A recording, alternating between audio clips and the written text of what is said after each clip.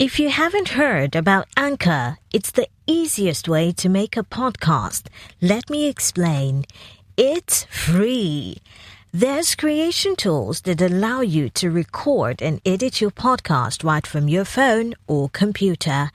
Anchor will distribute your podcast for you, so it can be heard on Spotify, Apple Podcasts, and many more. You can make money from your podcast with no minimum listenership. It's everything you need to make a podcast in one place. Business Radio, where you get up-to-date insights on the Africa business landscape. Log on to www.africabusinessradio.com. Your favorite shows are available on podcasts. Download them on our website and mobile app. Africa Business Radio, towards a profitable Africa. They are 1.8 billion globally. They will make 75% of workforce by 2025. They will outspace earnings of baby boomers in less than 10 years. Smartphones and tablets are the argument settlers and fact checkers for every conversation. Get more insights on African millennials on Africa Business Radio, towards a profitable Africa.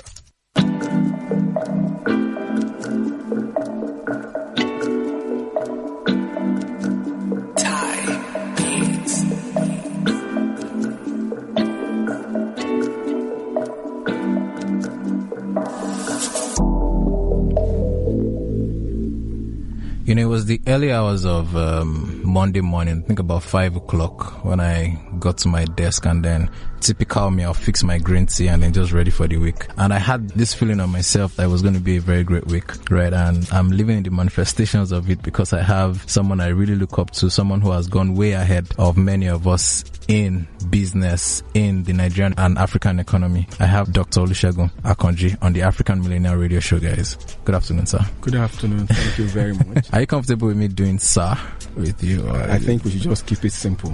Okay. All right, guys. It's Tommy Wale again on the African Millennial Radio Show on Africa Business Radio, and I love the sun outside. It's a very, very bright day. It's not rainy. It's not moody. It's a good energy outside, and I hope it's like that with my friends in Ghana, in South Africa, in Egypt, and everywhere you're listening to us this afternoon. All right, so straight to it. We're going to talk about so many things today, so I'm just going to let you guys know about my guest this afternoon, Dr. Olusegun Akanji. Now, with over 18 years in the formal workspace, Dr. Olusegun's experience in financial services cover commercial, investment banking, and insurance. Within the investment banking space, he was part of a number of notable transactions as financial advisors. He acquired consulting exposure as strategy and business transformation subject matter expert working with leading global firms. He's currently the divisional head strategy at Heritage Bank PLC, and also is the CEO of Imperium Capital Partners PLC. Good afternoon. Good afternoon. Thank you very much. I mean, I should have read a whole lot more from your profile, but I think people should really just go connect with you on LinkedIn and then make sure that from this conversation, find Mr. Segun wherever you are, and then make sure you hold him, by his by his hands. And he's a leader, right? And he also has things coming up, call it leadership lanes, coming up very soon on YouTube. You guys should really stay tuned. It's going to be a very, very, very, very impactful and interesting ride for the next couple of years with Mr. Segun.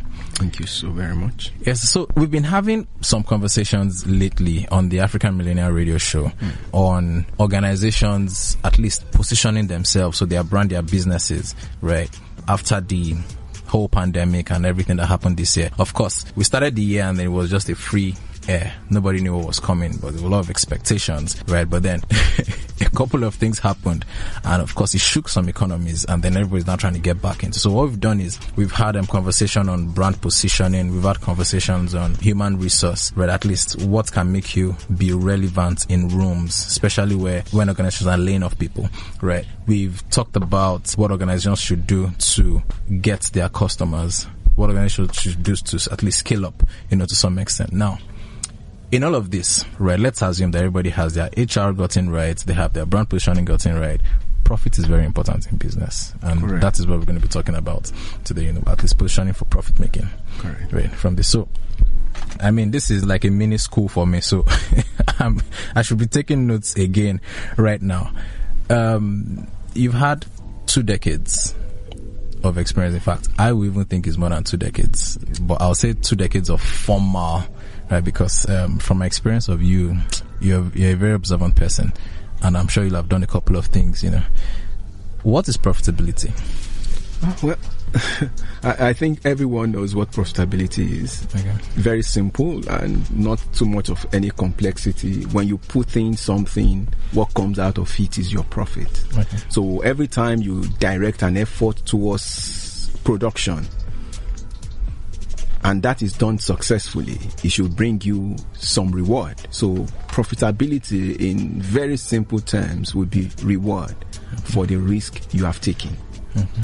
So whether you're a student, so you go to school, you dedicate yourself to it, the outcome turns positive for you, the reward you get is profit. So if you bring it to the context of organization, deploy the various factors of production, and at the end of the day, when those are rightly disbursed into the business in the right combination, under the right environment, as we will say in economics, ceteris paribus, all things being equal, you should have profit, and that is reward for engaging all the resources of the factors of production appropriately. So that basically you will take as profit. Reward. So I heard an example you made, say, okay, as a student, for example, you read and then you get a reward, so that's profit. So part of the things that you have to do, or will I say the key profit drivers as a student, is you have to study. Correct. Right. You have to attend your classes. Correct. You have to read more than every other person. Now, in business, what are the key profit drivers you have identified in the past 2 decades? Well, there are some that are fundamental to all businesses, irrespective of sectors. But now, when you start to delve into each sector, then you start to find some layered up ones that then builds on the fundamental. So I'll basically just go to the fundamental ones, which are the foundational ones that cuts across industries. So first is, for you to be profitable, you have to have 4 key foundational pillars of profit. Number 1 is leadership. Leadership has to be right. Once the leadership is right, the leadership provides direction for the vision, for the strategy of the business, provides guide, make sure that there is discipline in the organization, make sure that the vision, the mission, the core values of the business are well entrenched. So you have leadership taking responsibility for and on behalf of all the people and the resources they put together. That is number 1. The second one is right people. You need to have the people that are able to move at the pace with which the business and the environment is being directed. So if you have people that are not willing to move at the pace of the direction the business is being directed, then you cannot succeed. You cannot get to profit. So you have to have the right people.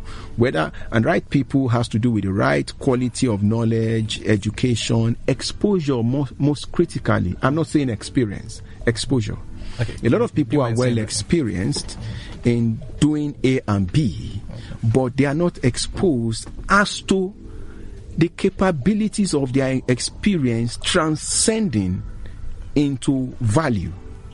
So exposure layers up experience.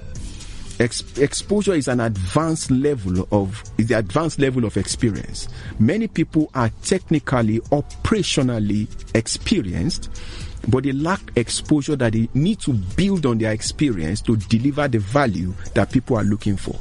So, for example, that is what makes you to choose between one person and the other, who have gone to a particular university, who have worked in a particular place together, but one of them continues to advance themselves they may not even have left the shores of this country, but they can tell you about so many things beyond what they've done that is useful to the business. So they've layered up on their experience. They've graduated to that level of exposure, so that when you are going to make a decision as a leader or a CEO, haven't ticked the boxes of every other things, and these guys are right on point.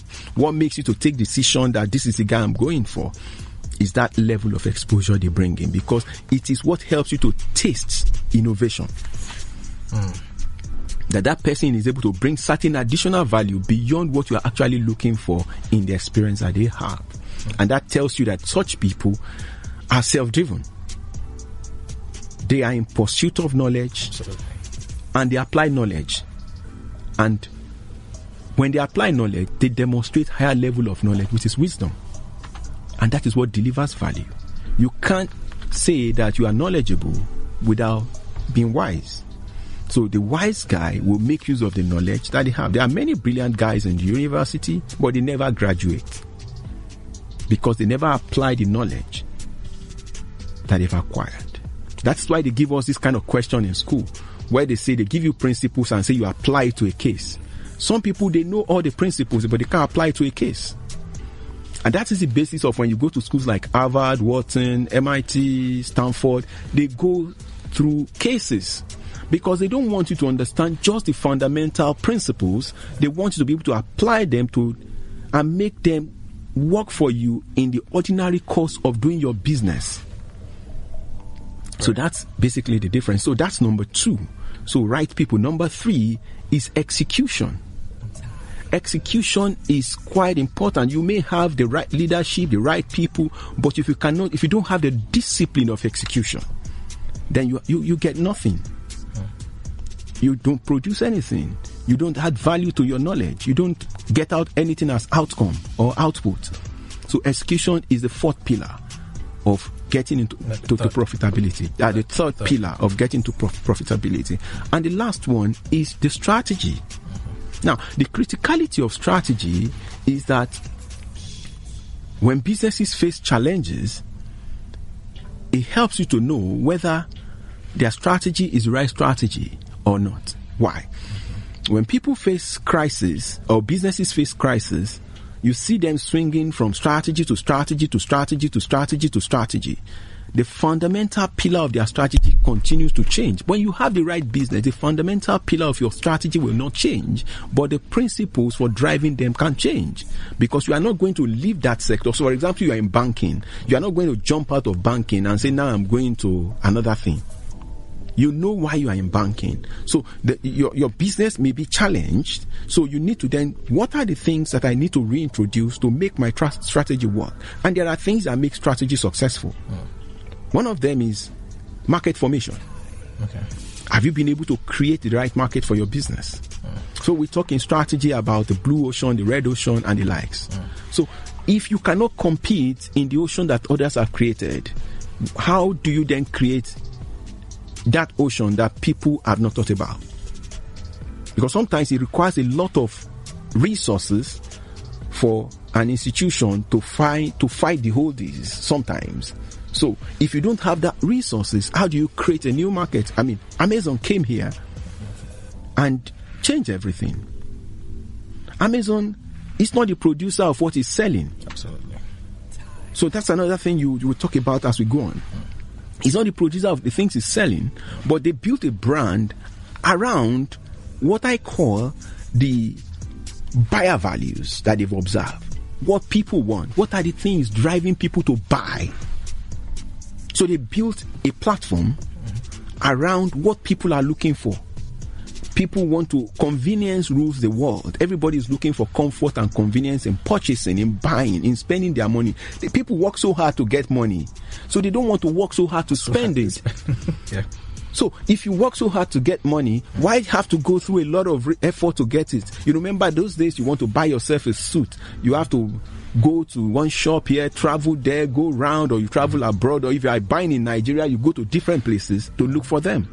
But now you sit in the comfort of your house, and on a platform, you choose your suit, you choose your shoe, and everything you want, and they get them delivered to you. That is what comfort is. People are looking for comfort and convenience in using the resources that they now have, so that time is becoming more and more valuable to people. So people people want to be able to make the best of their time, because that's where they make money. So they don't want to dissipate that time again in spending the money. So they look for so Amazon brought that platform where you could shop for millions and millions and millions of things right in front of you, and then you're done, and it's delivered to you, and you tick that box. Wow, I mean, we are really in for a ride this afternoon. My producer, I think we should go on a short break right now. At least just allow people to take everything that's been said in, and then we'll come back for more. Let's have a short break, guys. We'll be back in a bit.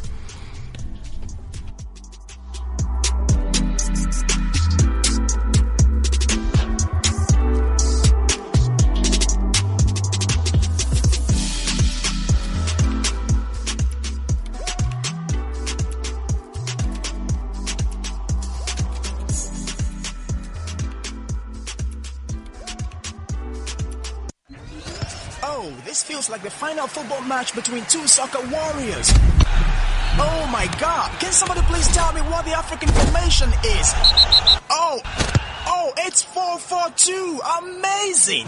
Cool stuff. That's just super amazing, isn't it? Africa Business Radio is doing 4-4-2 on the news with 40% Nigerian stories, 40% African stories, and 20% global stories. Now that's what I call a homegrown, hot-drinking goal! Go, go, go, go, go, go, go! Yes. Go!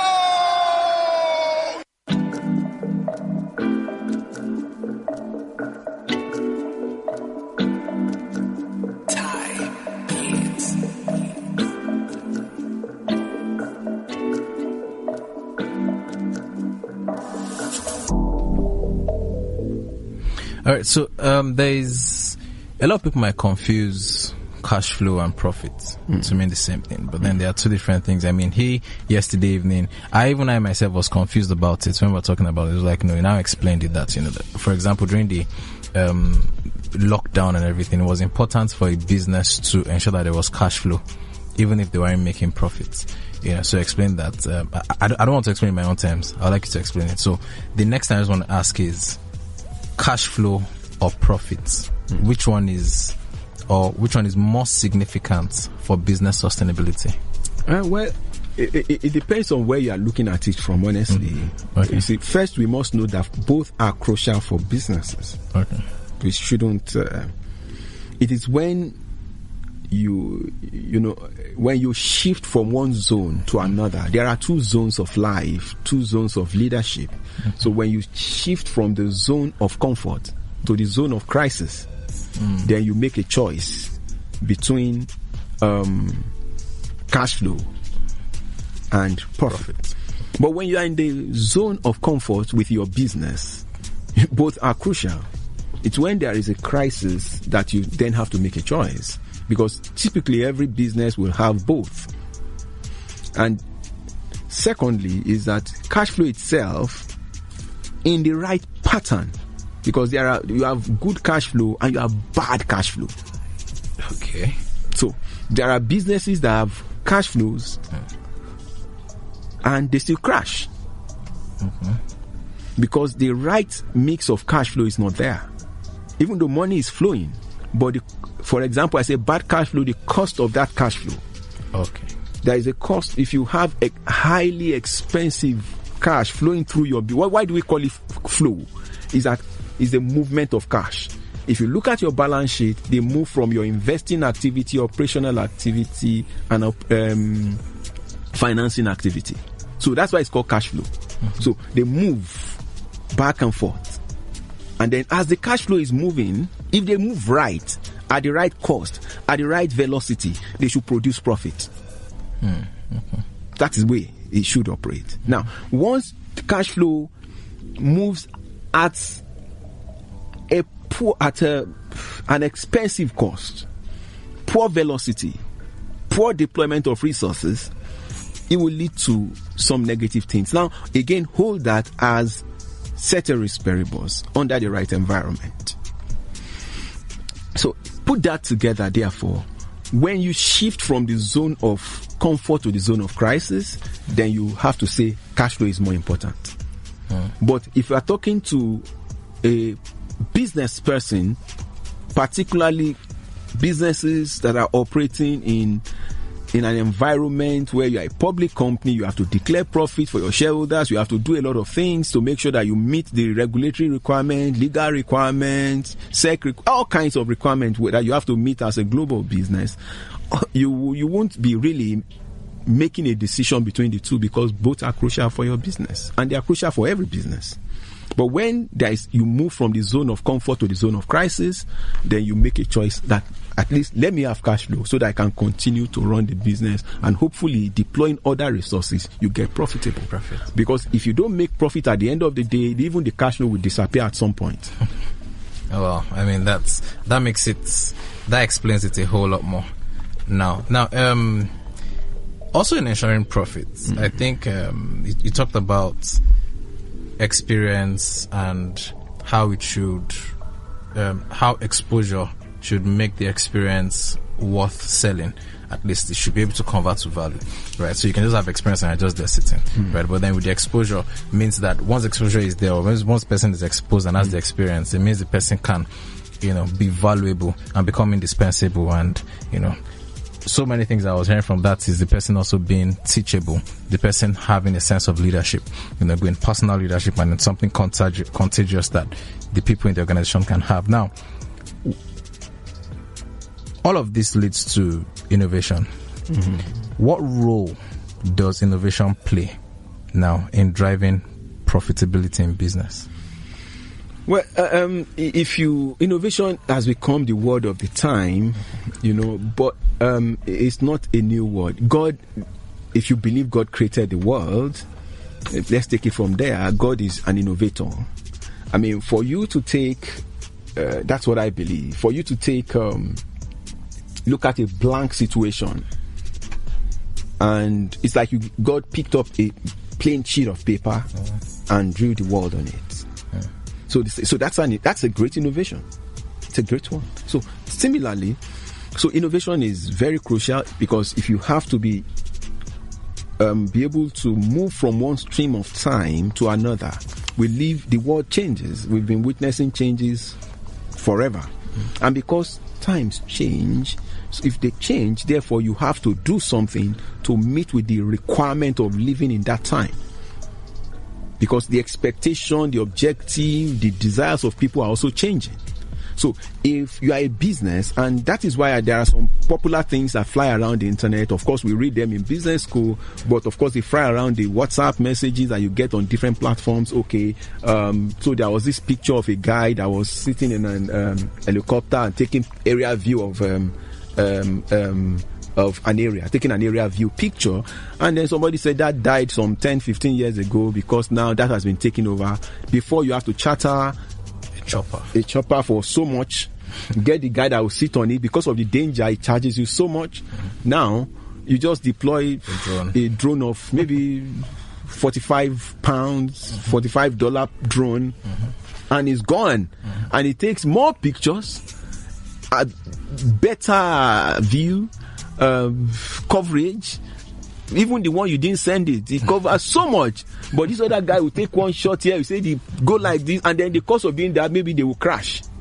But now the drone and even if a drone crashes, there is no damage to life. Always retrieved. Exactly, you receive your content and get another one.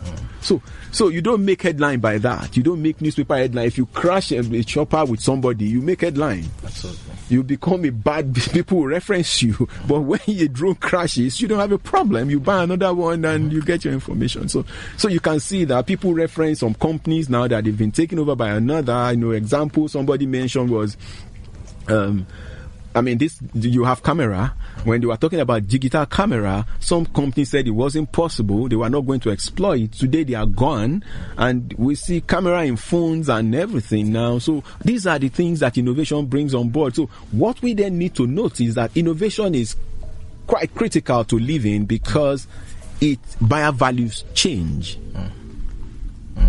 The people that buy things, their values always change. So now the way our children buy things is different from the way we buy things. And that's how it's going to continue. The way our parents bought things, their buyer values are different from ours. Now our buyer values are different from our children. So that's the way. So innovation is actually response to buyer values. Okay. That is my simple definition. Okay. That's tweetable. You need to continue to find yourself visualizing into the horizon of buyers.